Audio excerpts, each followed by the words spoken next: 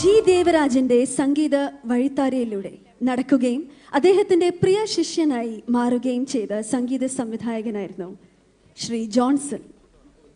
1981 റിലീസായ ഇണയെ തേടി എന്ന ചിത്രത്തിലെ ഗാനങ്ങൾക്കാണ് അദ്ദേഹം ആദ്യമായി ഈണം നൽകിയത്.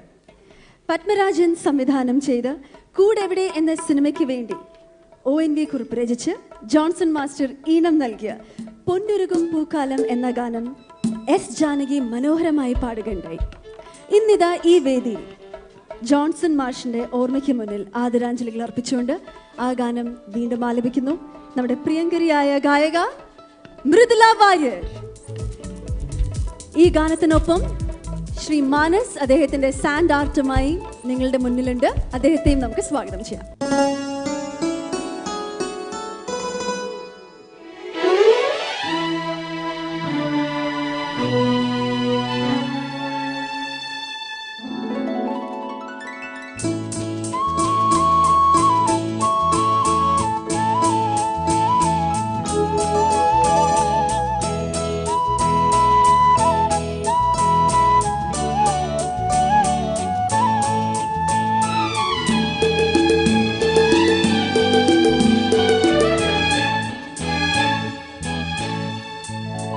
പൊന്നുരുകും